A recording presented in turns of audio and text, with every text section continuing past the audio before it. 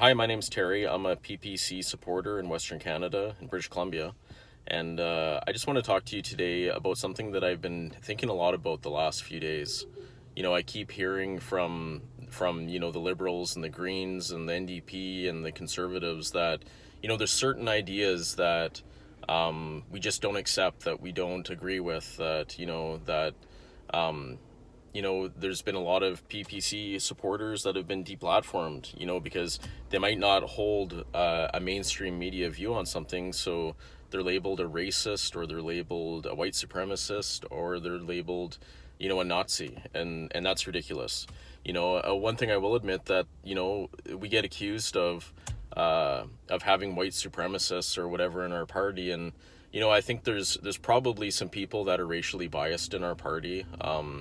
I don't know any as candidates, but there's probably some that are supporters. That probably because they share a similar, I wouldn't say the same view, but they want no immigration, where the PPC wants to roll back immigration to where it was in Harper years, around 150,000 immigrants a year, and focus on economic immigrants. That's not a bad policy to have. That's not a racist policy to say we want to be able to, have a face-to-face interview with immigrants, that we want to have lower immigrations that our country can actually support, because we've got infrastructure problems right now. My wife was in the hospital a few months ago, and I had a chance to talk to a few nurses there, because the emergency room, this is a state-of-the-art hospital that wasn't built that long ago, and this hospital had people, like, if they had any more people, they would have had to stack them on top of each other. I've never seen something like that before. And so I talked to a few of the nurses and doctors there, and they said, yeah, this is the norm. And, I'm not going to put the blame on anybody, but the fact of the matter is like, that is a sign of an infrastructure problem.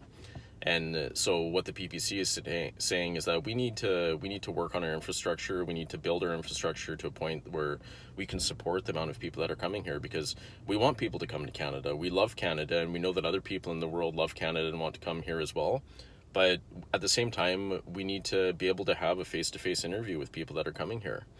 And we need to have, a focus on economic immigrants, people that, can come to Canada and work and contribute. And unfortunately, we can't afford to save the world.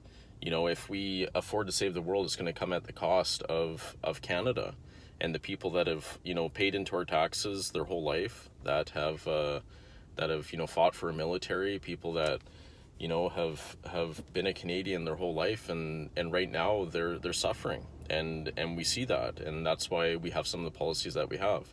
So anyway, I digress. Where I was going with that is that there are people that, I would agree that, there are people that support the PPC that probably don't have a savory view on immigration. There are probably people that want no immigration, and they support the PPC because the PPC is the only party that wants less immigration. So I can see how the media tries to draw a line there and say that the PPC is anti-immigrant, which it obviously isn't. 150,000 people isn't anti-immigrant at all. But I want to speak about that, how the PPC is, we're actually willing to engage these people that have, maybe they've got racially biased views, or maybe they've got white supremacist views, or they've got, there are terrible ideas out there, and the PPC is the only party that wants to engage these ideas. I've had the opportunity the last several months since I've been involved in the PPC to have conversations with people, hard conversations, where, we both agree that PPC is the way to go, but I don't agree with them on their immigration views. I think that, if people that don't want immigration, like, I don't think that that's a view that we hold. It isn't a view that we hold. And, luckily I've had, and many PPC supporters and candidates have had the opportunity to talk to these people and to talk them off that ledge. I've had a few opportunities to be able to talk to people and change their mind on that. And that's where the PPC differs from all the other parties, is the other parties are saying, these conversations we can't have.